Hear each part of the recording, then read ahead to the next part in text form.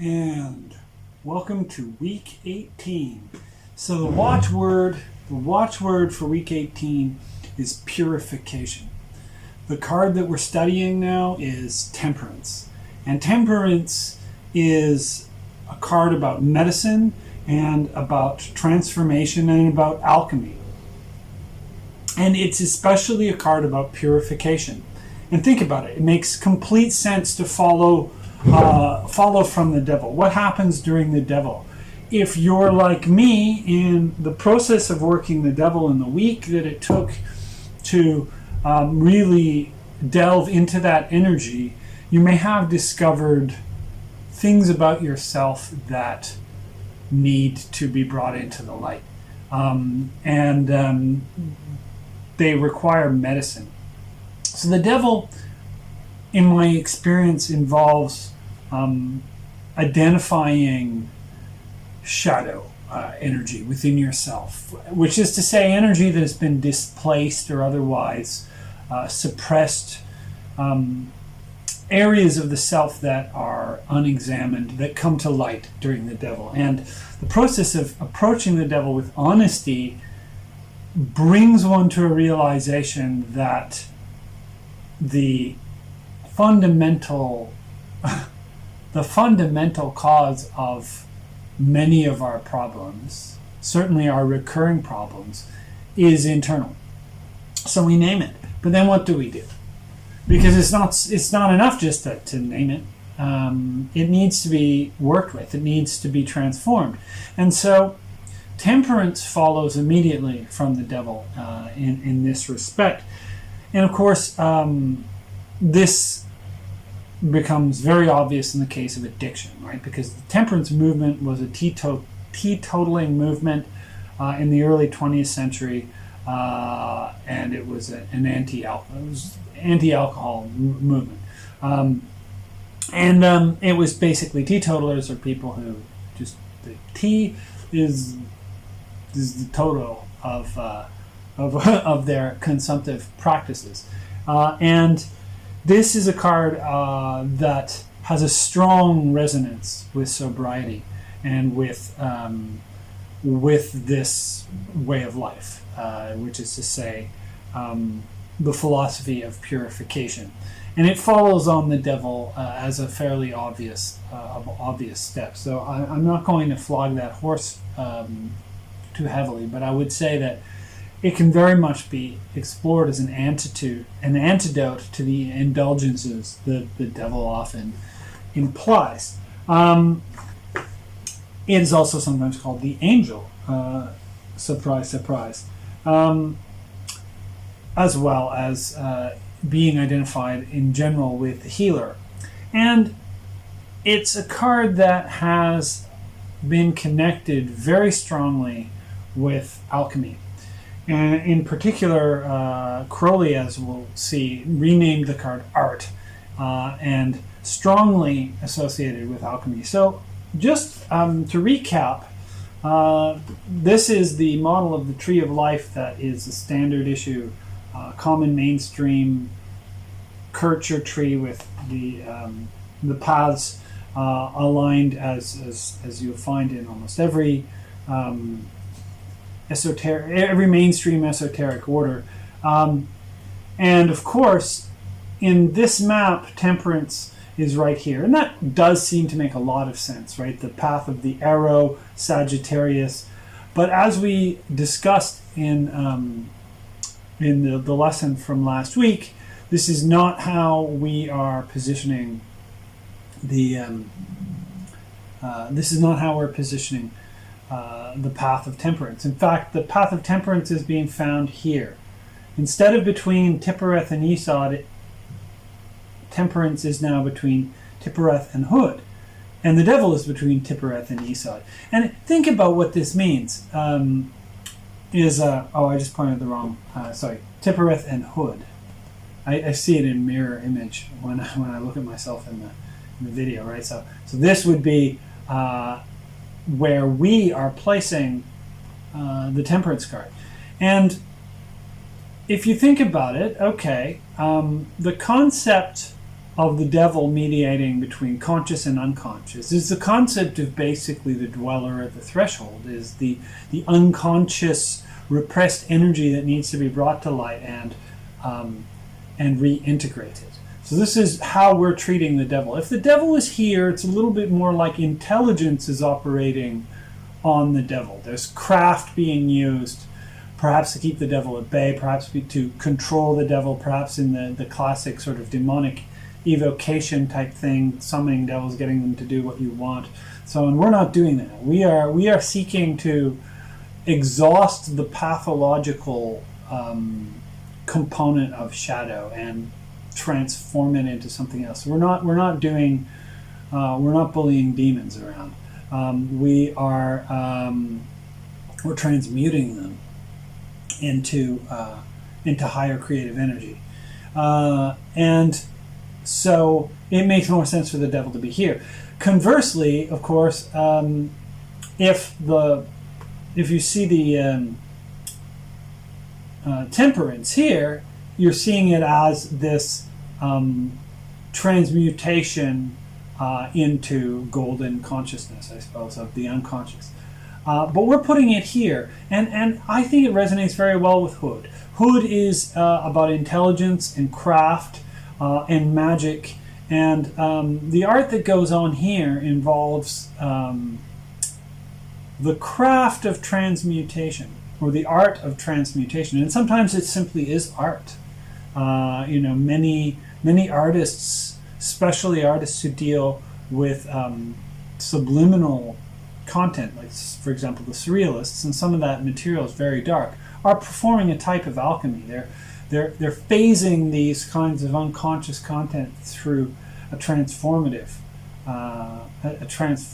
process, and I would say that so that element of craft really does recommend the 25th path to be here. Another interesting argument for it, I'm not sure it's an argument so much as a fascinating kind of synchronicity. There is the fact of, you can see here this symbol for Sagittarius, right? The symbol for Sagittarius actually is following precisely this line on the 25th path. Interestingly enough, we also see that line in the flow of water in this Temperance card. So this is the Rider-Waite Temperance card, and you can also see in this Italian deck this same line. Now it's not present in all of these decks. In fact, the oldest Visconti deck that I have has it going in the other direction. But I think it's quite fascinating that it traces precisely the angle of this path. And I imagine the waters of transmutation flowing in that direction. So that's something that if you find appealing, I think it constitutes a connection, an artistic connection. It's not systemic in the same way. We've reassigned these using the proximity principle, which is very much an algorithmic or systemic approach.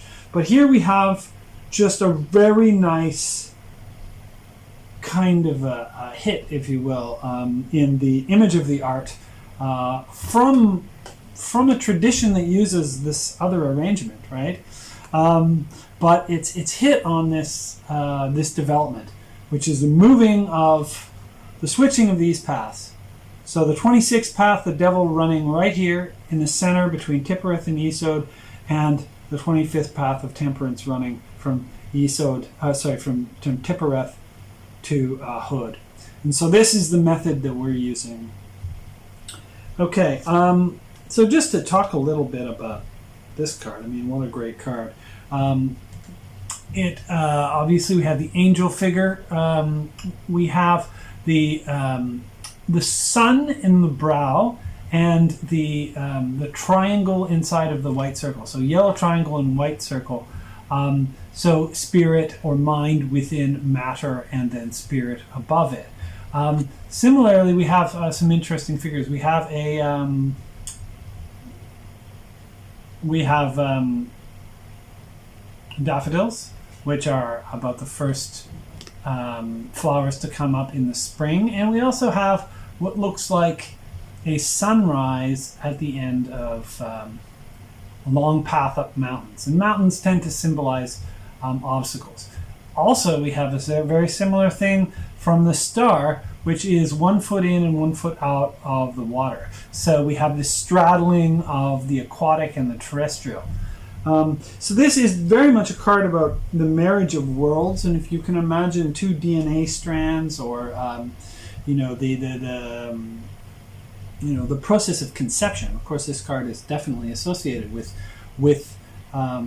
conception, the moment of conception. At which point, I understand there's a spark that goes off. There's like a bioluminescent spark when the sperm contacts the egg, which I think is quite amazing and yet unsurprising. So there is this powerful alchemical moment, the emergence of the daffodils, the sunrise. Oh, and of course, looking very carefully at the robes, the tetragrammaton, the 4-letter name of God, right there across the chest of the angel. So this is also suggesting the power of wholeness, because the name of God is an archetypal imprint of wholeness. It's a reconnection to the Ein Sof, particularly, and it's a bridge. So this, following the devil, of course, is a turn towards that which is beyond us, right? That which is a higher power, if you will. It is the turning of the inward eye towards that, as a response to what the devil brings to the table, which is power, and materiality, and intensity, but also entropy. So this is the step beyond the devil. And necessarily it involves purification. I'm just going to say this is a great week to clean your space.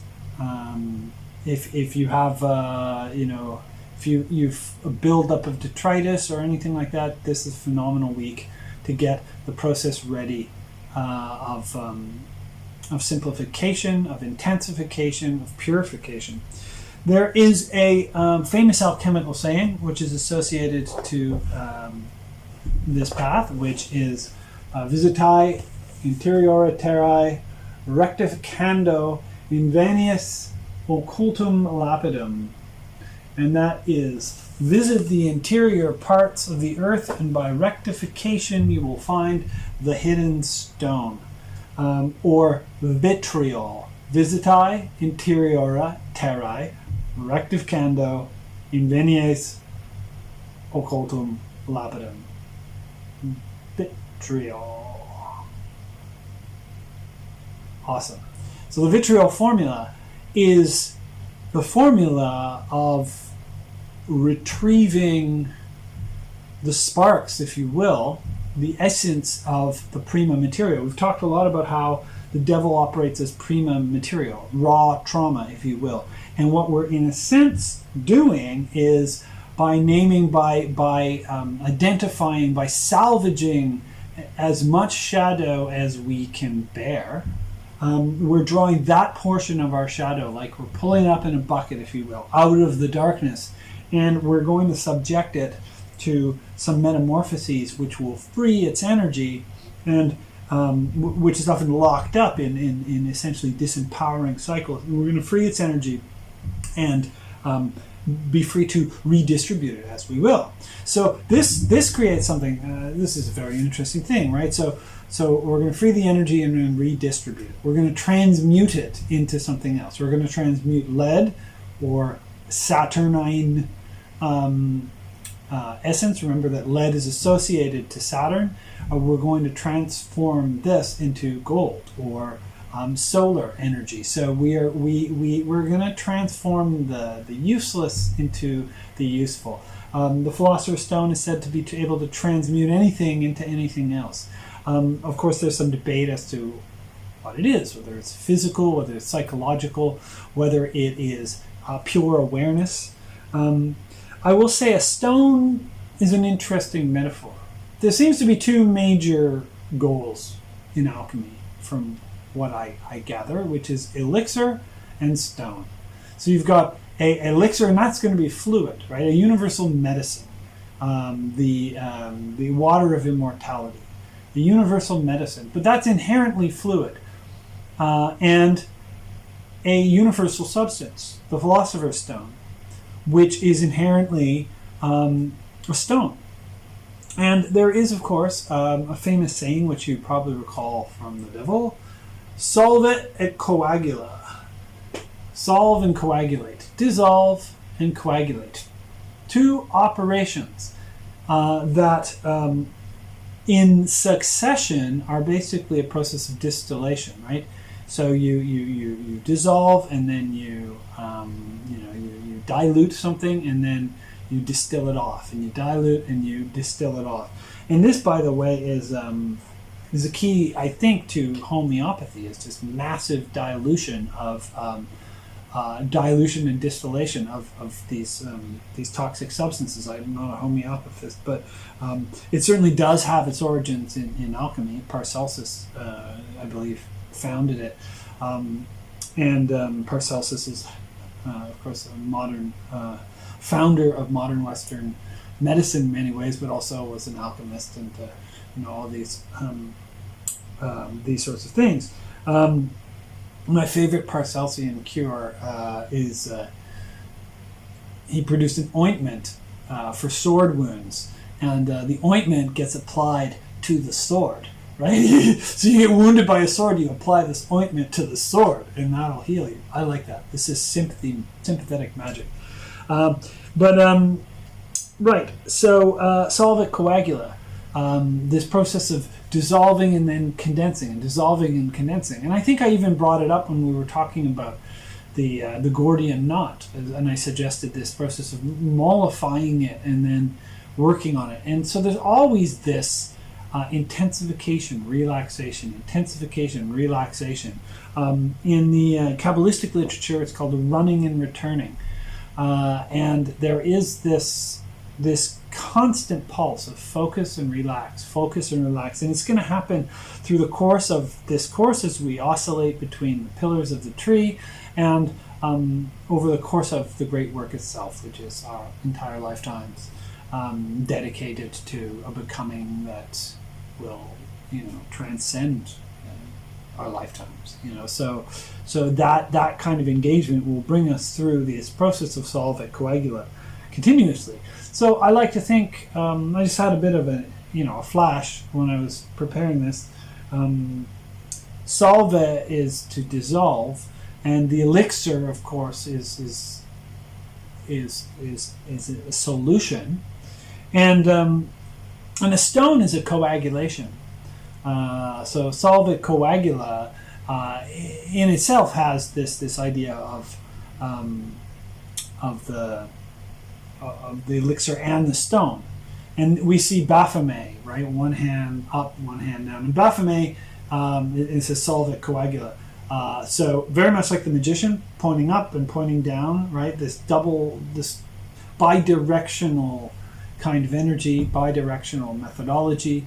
You see it in the devil, and obviously it applies to this situation. So visitae interiora terra rectificando invenius cultum lapidem. Visit the interior parts of the earth, that is, go into the chthonic, into the deep, into the shadow realm, and by rectification, which is to say purification, which is to say solve et coagula, you will find the hidden stone.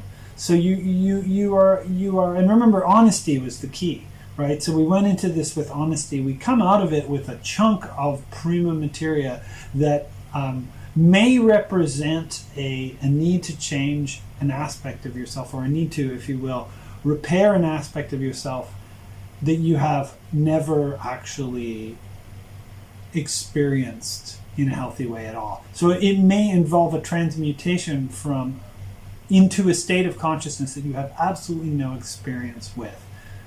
And this is one of the main reasons why people stay stuck in ruts, is that they cannot conceive of the state beyond what they have always known. And when we really sort of dredge the shadow, we end up with, the deeper we go, we end up with patterns that we have never not known.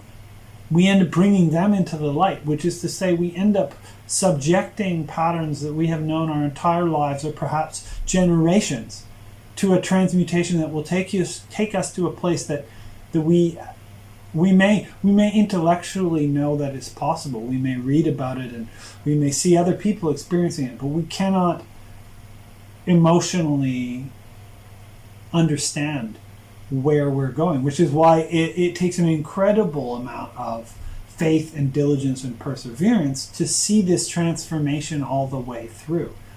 Because most of the time, because we don't actually have an emotional reference for the goal, we'll often abort a transmutation like this because we just cannot fathom where it's going, and it's taking us through terrifying space, right? The transmutational process is often will involve an absolute engagement with these with terror and the fear of death and the loss of everything that's familiar. One thing, I spoke to someone who had recently chosen to get off meth or something like super intense, and she expressed that the thing that worried her the most is that she's stepping into the unknown in terms of her identity. What will she become on the other side of this? Can she trust this process that she will become something that she can? So it's this leap. We will literally become something different, depending what it is that we bring out into the light and we subject to the transmutation of temperance. But it inherently means that the things we're familiar with will be transformed. The hidden stone, of course, is this coagulation, right? A stone is a coagulation, which is to say it's an insight, or it is perhaps a crystallization, and we're producing this crystallization through the application of purification. And so this is again why I suggest in general this week a process of purification, whatever that means to you. The other thing I'll suggest is it is solved by walking. That's another Latin motto, solvitur ambulando. But I want to suggest that solva is the operative term in both cases, right? So it is solved by walking, which is to say walking is a solvent. Walking dissolves. So this heap of prima materia may be positively worked with on a long walk. And I've suggested this before, and I'll suggest it again this week. Take a long walk. Bring this shadow, this piece of raw material that we are transmuting. Bring it on a walk, and see what happens as you transform it. And similarly, do what you need to do to clarify your space. I'll say a few more things. I think of stones, philosopher's stones, as being key insights, coagulations of undeniable realization. And I always sort of laughed when I had conversations with people who talked about Newton's alchemy, and they're like, oh yeah, well that was unproductive, so we never published the papers, and he was into alchemy. I'm like, you think, okay, so he didn't make the stone? You think he didn't make the stone? You think that the 4 laws of thermodynamics are not a philosopher's stone? Because, that's a perfect example of crystallization, right? The 4 laws of thermodynamics. That is a stone, a philosopher's stone. It allows the transmutation of anything into anything else. It operates as, a crystallized, clear set of parameters. Another philosopher's stone, I'm going to say right here, is the compass. The process of discovering the 4 directions would have taken us tens of thousands of years in development. Once we know it, it's just so simple. That's the thing about philosopher's stones, is once they've been crystallized, once they've been produced, they're so simple and so clear that it's as if you could never have not known them. And their magic, in a way, disappears at the same time as it becomes completely pervasive. I mean, the compass's magic is totally pervasive, the 4 directions. And yet, we don't typically see that as a stone. Another stone is the globe, right? The 300, or the full sphericalization of the world. That's a philosopher's stone. The octahedron crystal is a philosopher's stone. There were many philosopher's stones. And then there is, the ideal of the philosopher's stone itself. So I'm going to just put that out there. I'm going to ask this, though. If the elixir is the result of solve, and the stone is a result of coagula, where do they overlap? What is simultaneously elixir and stone? I feel when I read David James Smith, that he's onto something that's almost Buddhistic, that is simultaneously both. And I won't belabor that discussion, but I would say that David James Smith's Kabbalistic alchemy seems to be after a realization that it appears to be both stone and elixir. Okay, so what more do we have to discuss in this path? We're going to look at some of these pictures. So let's do that. I like this one from the Tarot of the Holy Light, and you'll see right down the bottom, of course, there's what kind of looks like it could be an octahedron. So definitely the octahedron is an excellent place to explore this concept of crystal or stone. Well, I was going to say another thing, which is maybe we'll touch on that afterwards, actually, because there's wait for that one. Okay, so here we have the Alchemical Visions Tarot, and again, it's a pastiche of images. It's aesthetically attractive. There's a river flowing through it, which, and of course the rainbow. Rainbow's an important image, and it connects to Sagittarius, and this card is usually assigned to Sagittarius. There's a teapot in it too, which I like because I'm a fan of tea and teetotaling.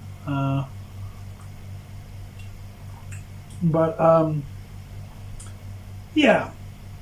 So there is definitely a teapot is a type of alchemical vessel for the brewing of herbs. I mean, we can take it right down to very simple stuff. Even brewing alcohol is alchemical in a sense. Certainly metallurgy is alchemical.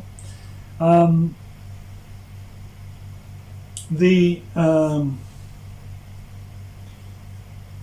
course, we have this beautiful image from the Blood and Ink Tarot by Elise Ursa.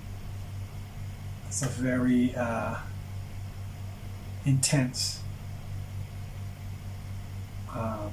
and affective tarot, but it does preserve that idea of that angle, which we see in the Rider-Waite that angle which describes the 25th path in the proximized tree. Certainly Leonora Carrington's does this. Lovely, lovely card. And there are a number of them that go in the opposite direction. So it looks like this old Visconti card, of course, goes in the opposite direction. She's looking down and to the right, which is an image of real seriousness and focus. It's worth noting that she is very much akin to the star. So we see, and not just because in a lot of symbolism we see the bearing of two vessels in both cards, but here we have the starry robe, and the star is looking up and to the right, and the Temperance is looking down and to the right. So she's seeing the future. She's creating the future.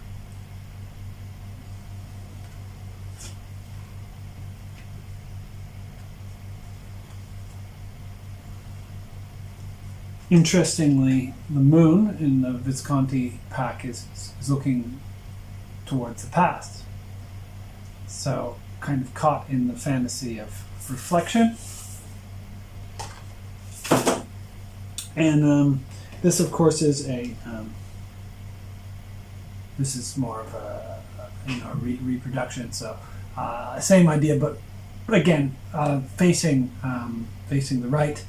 And pouring from above to below. But this is modern, so it's not to be taken as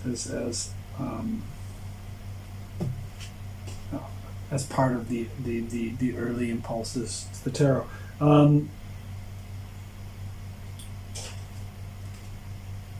This is a spiral tarot, and the rainbow is very, very prominent. Samic, right, which means prop or support, which is the Hebrew letter assigned to this. Its value is 60. Yeah, she's following suit with the Visconti Sforza, pouring in that other direction. Last but certainly not least, we have Crowley's Thoth deck, and here we have this one.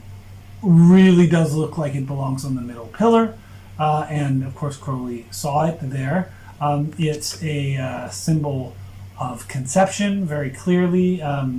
Here we have the white lion and the red eagle. In the Lovers card, there is a white eagle and a red lion, and Crowley wrote that the Lovers represents the marriage, and the art represents the conception. So we have a golden crucible, which has an image of the cross and the raven on the skull, so mortality, the death's head, if you will, or the skull cap. So transmutation, perhaps even the production. We can be talking about realization that produces. New synthesizes new hormones and so forth, right? So there is this idea that this is an alchemy within the self. There isn't the sense of temperance in this at all, right? And Crowley even wrote, if you imbibe by the rules of art. So he very much was an advocate of chemical induction of altered states. So you can definitely get that out of this. And it also says vitriol in the background, Visitae interiora terra rectificando invenius occultum lapidem. And it reads that right in the back. And there is a solar and lunar symbolism. There's bees all over her dress, or her, because it's a hermaphroditic type figure.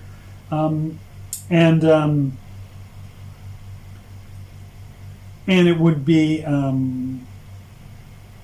basically an image of coitus, an image of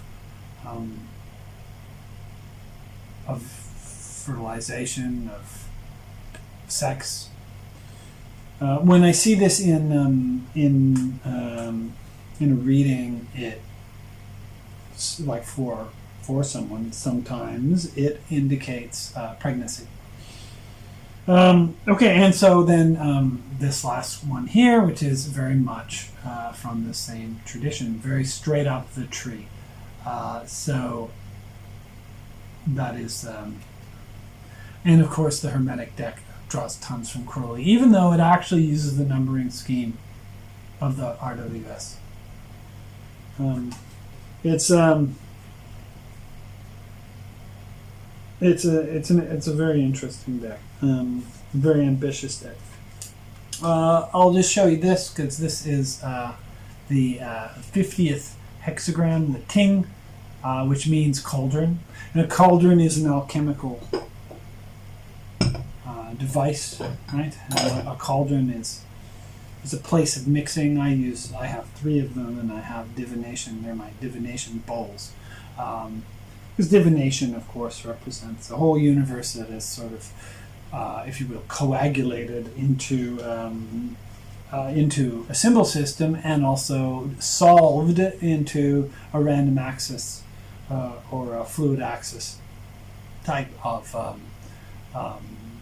tool, right? So the fact that and these are my Ogum staves, but the fact that there's 25 of them in here represent a totality, that's the stone, and then the fact that I can draw them in this way, and this is interesting, I draw Ruis, which is reddening, which there is a phase in alchemy called rubedo, which implies, the reddening implies the onset of the production of the stone. It's also this super intense phase, right? So this is the ruddiness of the cheeks and so on.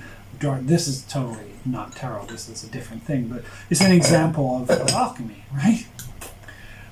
So there is the fluid component and the coagulated component, right? The system and the system's ability to adapt and to shift. So that's interesting. The polar card is the Chariot, and of course we have a phenomenal set of parallels here. It's hard to imagine that they didn't sit down and think this Athbash material out, because it's so strong in these pairs in the Rider-Waite-Smith. So in this case, you still have the square on the chest. But the star on the brow, right? The sun and the star, solar consciousness, stellar consciousness is the same thing, but of course it's gone through a turn. One is facing inward, one is facing outwards. Once you can realize both these directions at once, then you have a great secret. We also have this, there's so much in this card, and it's I want to talk about that later, but it's highly connected energies. And remember, we were talking about the ripple field, and you may recall that at this point, this is my diagram of the ripple field. And you'll see that we had two circuits that stand on their own. The outer circuit, which is green, which is the Fool in the universe. And then we have the reds, which are in quite a lot of company, and the purples, which, as I said, are these density walls. We just passed through the second of them. And then this blue one. And this blue one is the Temperance and the Chariot. So it stands on its own. This is a type of energy that we're not going to see. It's a type of vibe, this path, that we're not going to see again until we get to the Chariot. So it's a unique vibe in the process of working with the tarot. And I would say that it involves an intensity and a creativity and a focus that is wholly upon itself. Both the chariot and the operation of temperance requires an energy that doesn't, if you will, distributes itself across a multitude. It's really focused. So it's a unique place of focus in the process of working with the tarot. So I'm going to invite you guys to really find focus this week and take it, distill something. Take the energy that you have available and take this opportunity to accomplish something with focus, because you certainly can. There's one last thing that I want to leave you guys with, and this will be part of sort of an ongoing development. But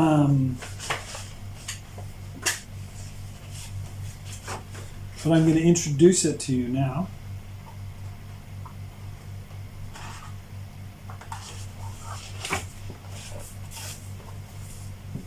Let me get in. I gotta stand up. Whoosh. All right. Give you time to pause that. And so what I want you to do, I'm not going to say anything about this, except that what I want you to do is to make your own. I want you to make a study of what I am showing you right now and try to reproduce it for class tomorrow. We'll talk about it in class. Once you've made it, I mean, of course, you may make mistakes. Doesn't matter. We'll work through it. But I want to see what you do with it without any prompts or explanation of what it is. So I want you to take this. I want you to make your own, and I want you to be prepared to tell me what you've discovered tomorrow in class. So this is for those who are taking my class. Of course, if you're not taking my class, the only way you'll find out is to take my class. I mean, if you're watching all these videos straight through, it's pretty impressive, and that kind of without yeah. But my class obviously supports this with a great deal more discussion. But I have made these available publicly because it's a public service. Right. So I think that is our discussion for today. So go forth and purify.